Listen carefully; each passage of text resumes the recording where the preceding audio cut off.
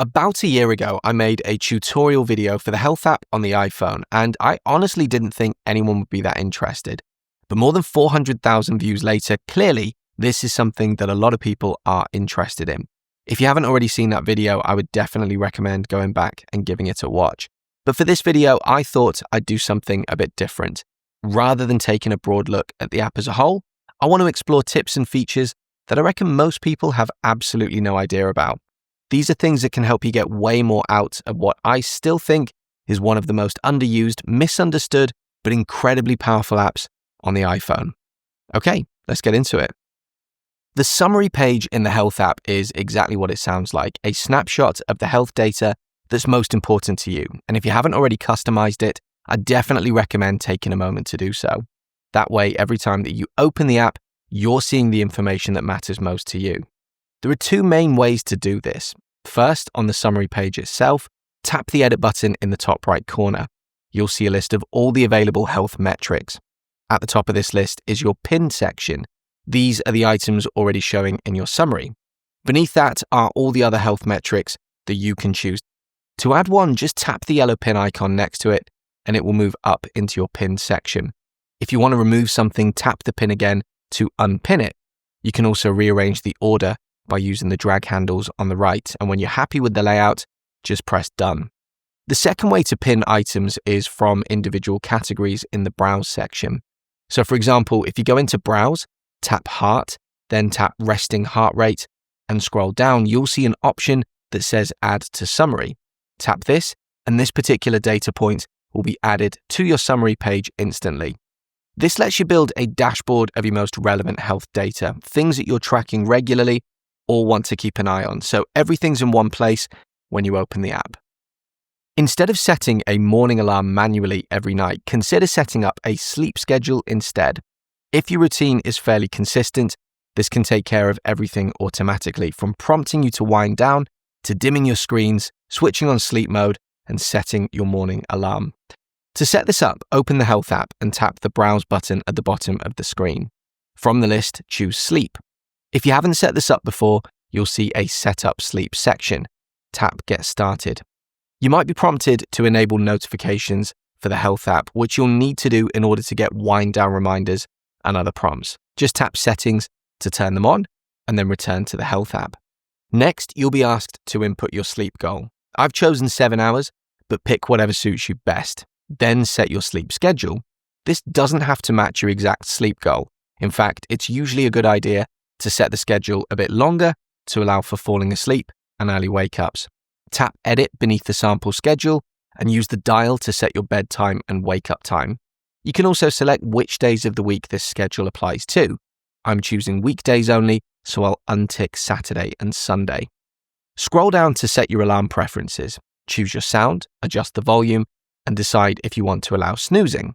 When you're happy with the settings, tap Done in the top right corner. Because I only set a weekday schedule, my phone will now prompt me to create one for the weekend. You don't have to do this, but I'll go ahead and set a later bedtime and a bit of a lie-in. Not that it makes any difference to me personally. I've got almost 2-year-old twins, so I'm up by 6 every day regardless. But if you're lucky enough to get to sleep in, this is how you would adjust it. Tap Done again and your sleep schedule is all set. From now on, your iPhone and your Apple Watch, if you have one, will automatically manage your bedtime and alarms. And even though you've set alarms for the week, you can always override them. Just tap on the alarm before bed and choose to skip it if you fancy a lie-in without any interruptions. By the way, do you ever find yourself watching tips and tricks videos like this and thinking, how am I supposed to remember all of this? If that sounds like you, you should definitely check out iPhone Essentials Plus. It's my dedicated training portal for the iPhone. More than 150 lessons with more content on the way. It's broken down into modules, with each one covering a different part of your iPhone. Inside each module, you'll find lessons, and every lesson comes with a short video showing you exactly what to do, a step-by-step guide with screenshots, and a downloadable PDF. So no matter how you like to learn, you're covered. You can go through everything at your own pace, or just use the search tool to jump straight to the thing that you're trying to figure out. There are no ads, no sponsors, just content, and it's all available for a single price, no ongoing subscription. That one-time purchase also includes all future updates, including the iOS 26 update that I'm working on right now. And if you've got a Mac, I've recently launched Mac Essentials Plus as well. It works exactly the same way, just for your Mac instead. You can buy either one on its own, or you can bundle the two together for the best possible price. If that sounds good to you, scan the QR code that you can see on screen or check the link in the description or the pinned comment. You can use the Health app on your iPhone to track your mental well-being by logging your mental state, and there are a couple of different ways to do this. Start by opening the Health app, tapping the Browse button at the bottom of the screen and choosing Mental Well-being. In here, tap on State of Mind, and then tap the Log button in the top right corner. You'll now be able to choose between logging an emotion or logging a mood. An emotion is how you're feeling right now in the moment, which you could do at specific times of the day or just whenever the urge strikes. A mood is how you felt overall throughout the day. We'll start by logging an emotion. Tap Emotion, then press Next. Use the slider to indicate how you're currently feeling, anywhere between very unpleasant and very pleasant, and then tap Next. You'll then see a selection of feelings that match your response. So if you selected something slightly pleasant, you'll get options that align with that. Tap Show More if you want to see the full list of available feelings. After that, tap Next again and choose what's having the biggest influence on your current emotional state. You might choose self-care, work, relationships, or something else.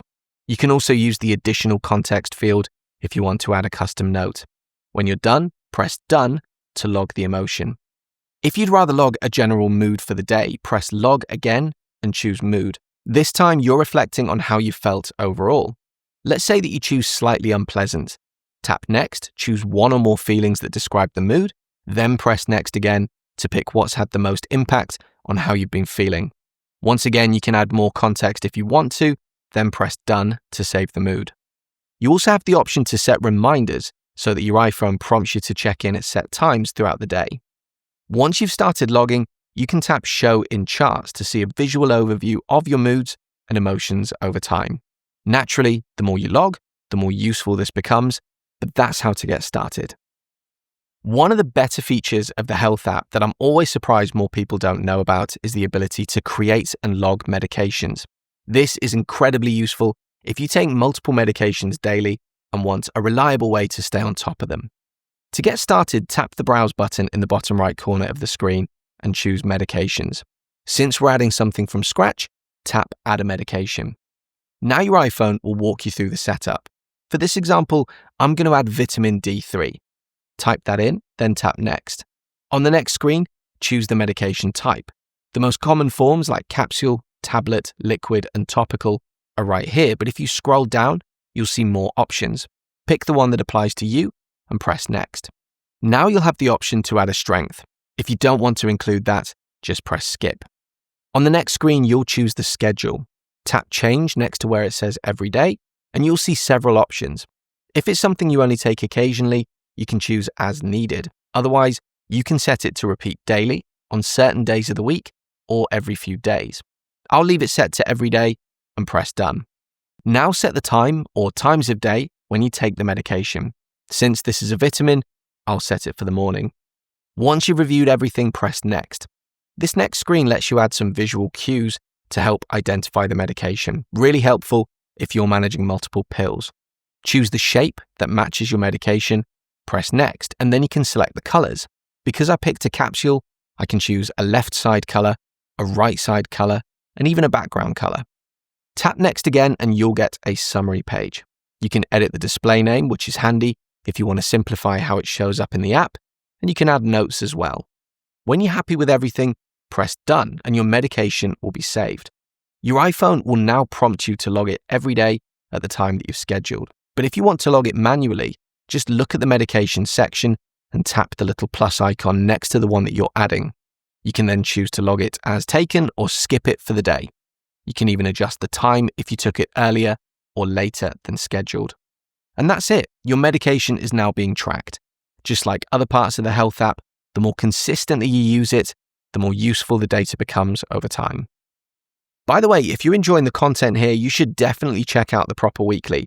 It's my free weekly newsletter that lands in your inbox every Friday, packed with tech news from the week, content that I've been enjoying, and a handy tip for the Apple ecosystem.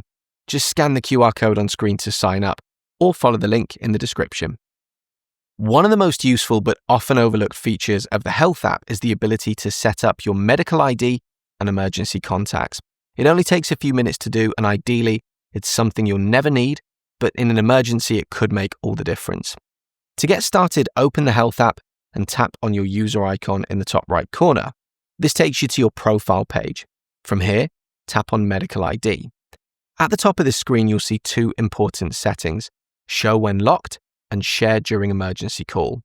If you enable Show when locked, your medical ID can be processed from the lock screen by tapping Emergency, then Medical ID. This allows first responders to view important health information without needing your passcode. Likewise, if you enable Share during emergency call, your iPhone or Apple Watch can share this information automatically during a call to emergency services. Scroll down to fill in your personal information. Tap Edit in the top right corner, and you can add your name, date of birth, primary language, organ donor status, and even a profile photo.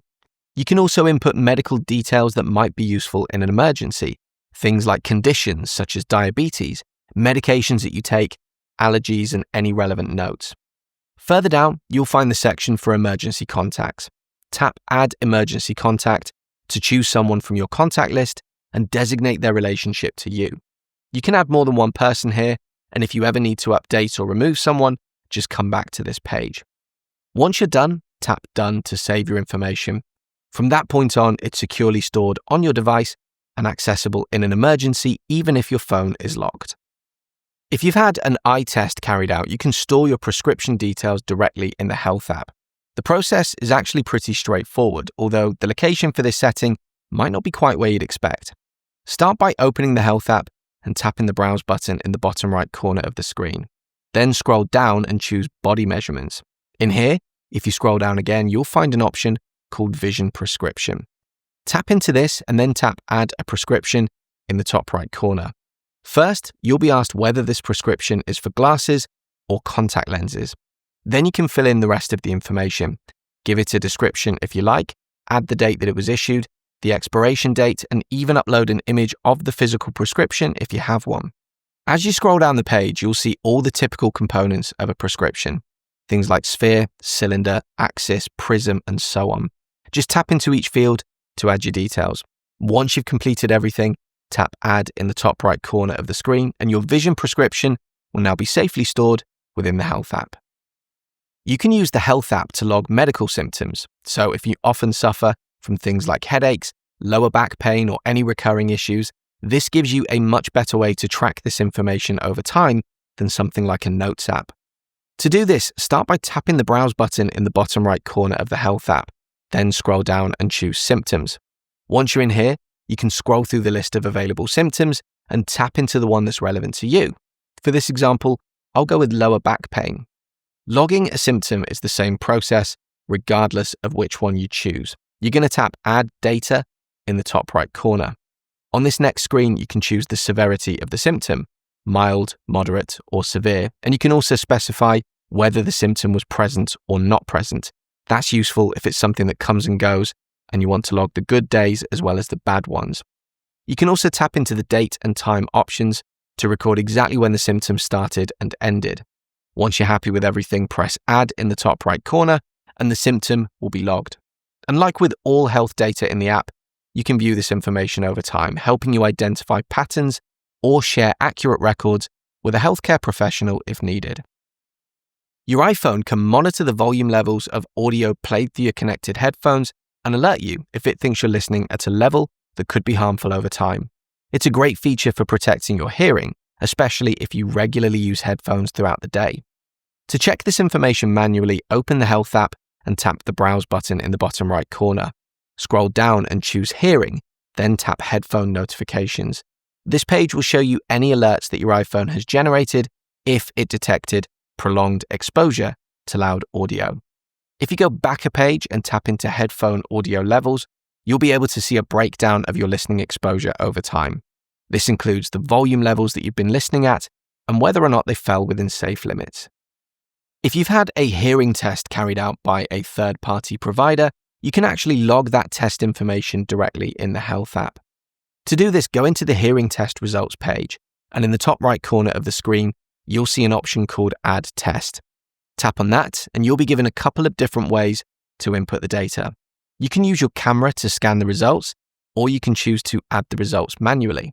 If you go the manual route, you can either select a photo from your Photos app if you've already taken a picture of your hearing test, choose a file from the Files app, or just input the results manually, which is what I'm going to do here.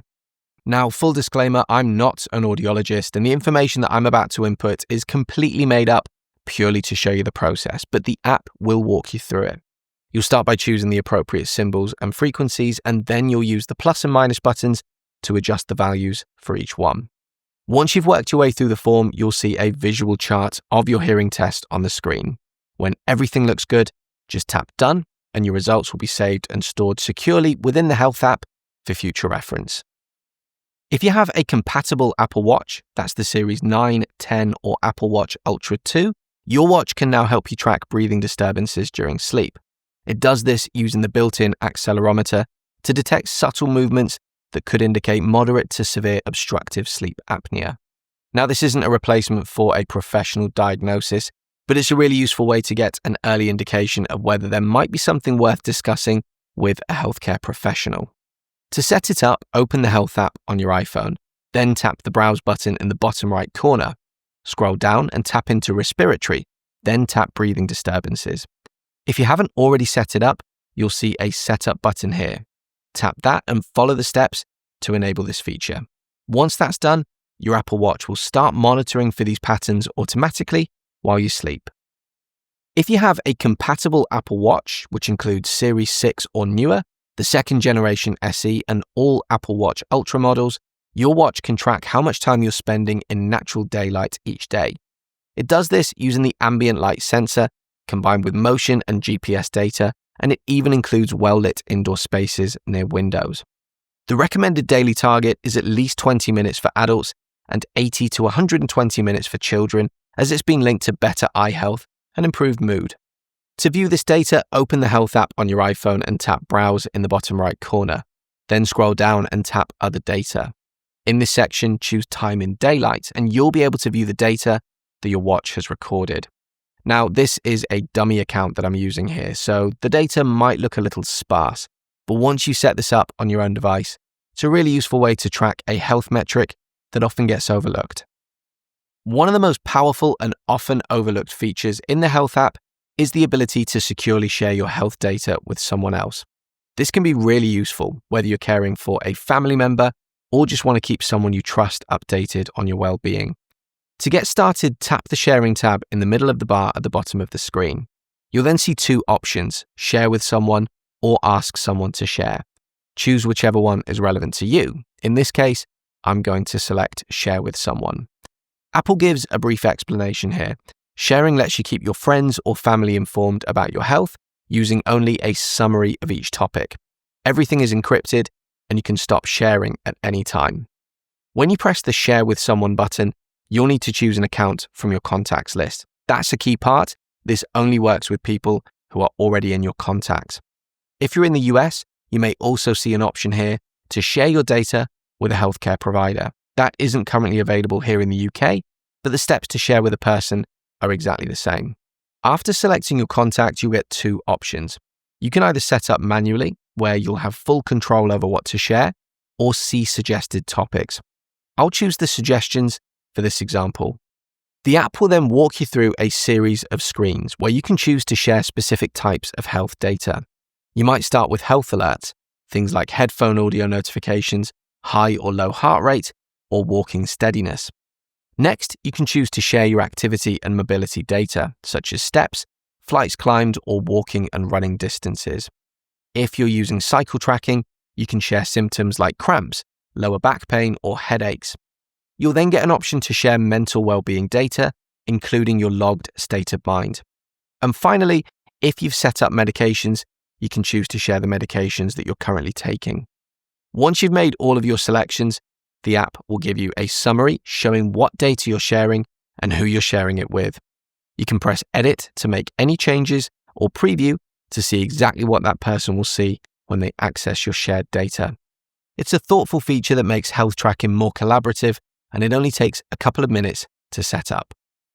You can use the Health app on your iPhone to track your menstrual cycle, and it's easy to set up. Open the app, tap Browse in the bottom right corner, and then choose Cycle Tracking. At the top of the screen, tap the Get Started button. The app will give you a quick overview of what the cycle tracking feature can do. Tap Next to begin. You'll be asked whether any specific factors currently apply to you that could affect your cycle, like using contraceptives, being pregnant, or having a medical condition. Select what's relevant and tap Next. Next, choose the date that your last period started, then tap Next again to enter how long your periods typically last, followed by the average length of your cycle. The app will then ask what you'd like to track. You can enable period predictions, cycle deviation detection, and period notifications, which can alert you to upcoming periods, unexpected changes, or simply prompt you to log information. Tap Next and you'll be given the option to track your fertile window, as well as log fertility and sexual activity. Choose what applies to you and continue by tapping Next. The final screen explains the icons used in the calendar view. A solid red circle means you've logged a period, a light dashed red circle is a predicted period, and a small purple dot means you've logged symptoms like cramping or taken a test. Once setup is complete, just tap Done and tracking will begin automatically.